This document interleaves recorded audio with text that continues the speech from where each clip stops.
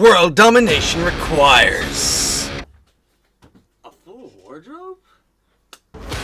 So join me today as I learn how to do hands so I can make a masterpiece and go to the dream world. So I can airbrush it on a nice hoodie. So I can ultimately perform an epic deadlift.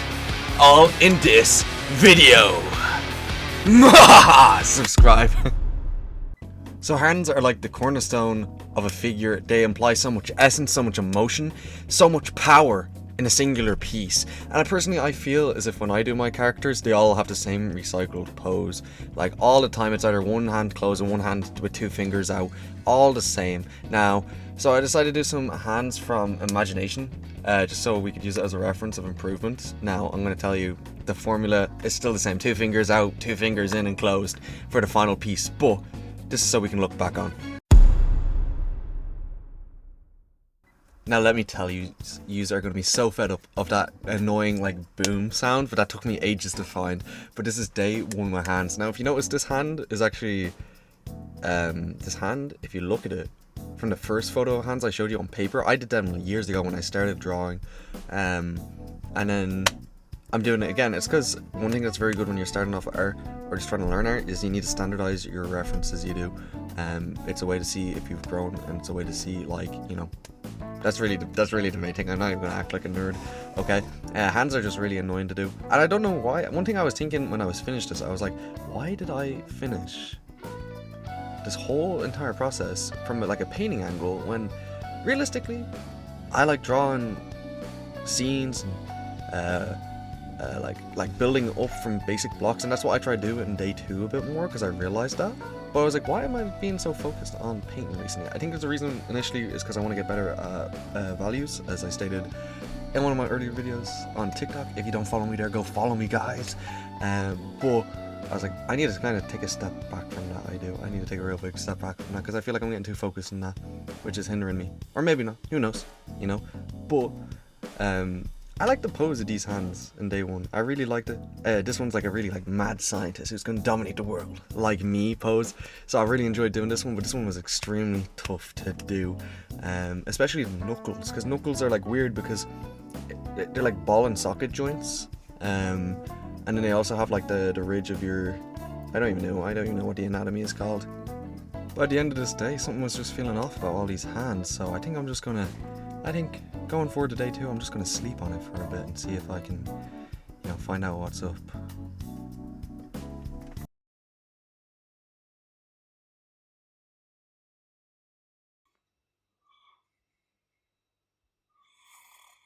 World domination. Subscribe.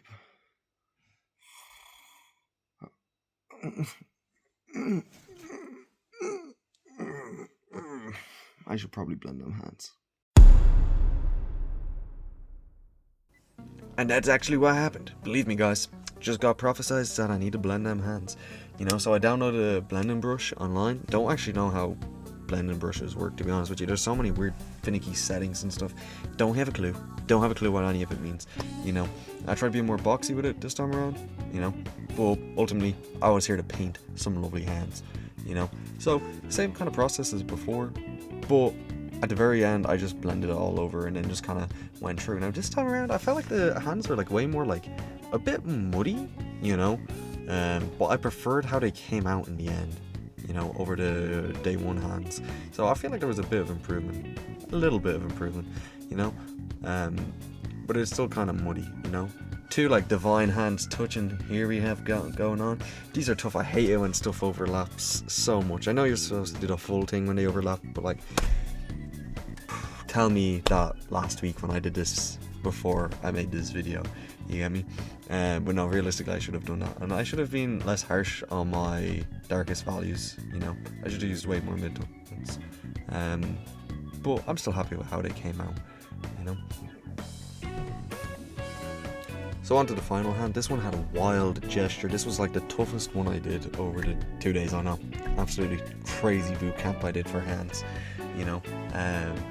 Overall, this video took me the course of like a week and a half to do because the airbrushing I found really tough. It was like my first time doing it like a proper, like, you'll find out soon. I'm not going to spoil the rest of the video, but yeah, the gesture on this hand was just mental. The thumb was tough to do. It was in such a weird pose. It reminded me like one of them hands from Persona 4, like just dancing around the place. But it really prepared me for the final project, which you're about to see unveiled to your eyes. So be ready for my final project for this video.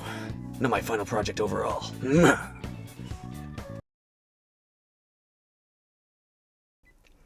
I had this piece cooking months before I even that little thumbnail you saw before.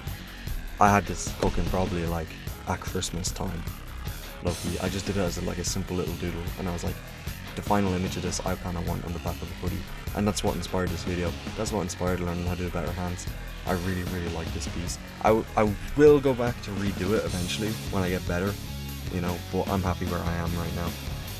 I can always be happier, you know.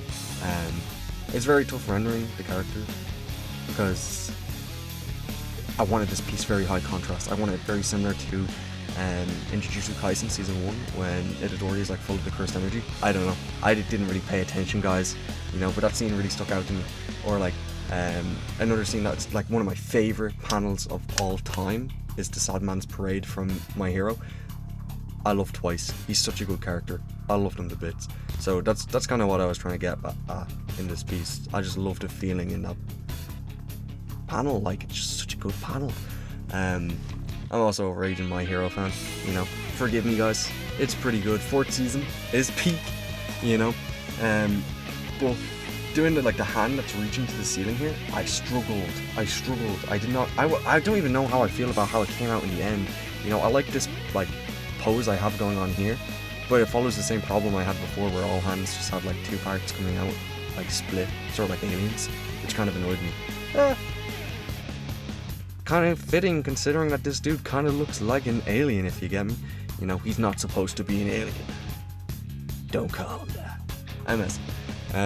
But yeah, I really enjoyed doing this, but I have to keep in mind that I wanted to transfer it to a hoodie. Now, initially I thought I was going to be freestyling it onto the hoodie with the airbrush, so I tried like making it simple but also conveying that they're all hands. You know, for some hands it was easier than others, but I think I did a pretty good job. I think it looked cool. It looked punkish, you know, and that's kind of what I liked. I wanted it like graffiti style, you know, sort of like when you go into a gym and that's where you would see cough cough cough, you know. And this is the final product. Look how epic this is. It's about to be airbrushed, so get ready. So first off, I tried a paper stencil, but that was like way too damn flimsy. Thank you though, my boy Dankus Angus, for that. Anyway, then I 3D printed it. That took way too long. I didn't even know how to do it, but time was ticking. Man needed to look good in general, as I always am, but I needed to look extra fly, created by my divine hands. You know, so there I am, airbrushing on the floor, and the majority of the time I'm airbrushing, I have a little piece there printed off because I went to the shops and I got them printed off for me, but it wasn't the right size, and I was like, bumbo clat, you know.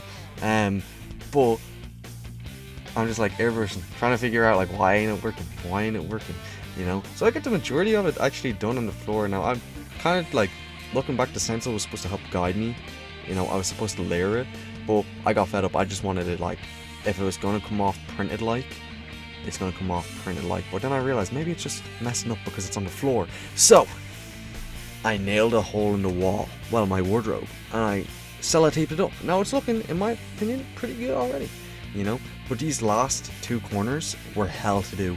You can just see me trying to fix the airbrush. The majority of the time I'm sitting there trying to fix the airbrush. Don't have a clue what's going wrong with it, guys. I'll get better over time, you know. But my hard work, sweat, blood and tears went into making the most thirst trap vest hoodie I have ever seen. It's not a sleeveless hoodie, it's a vest hoodie.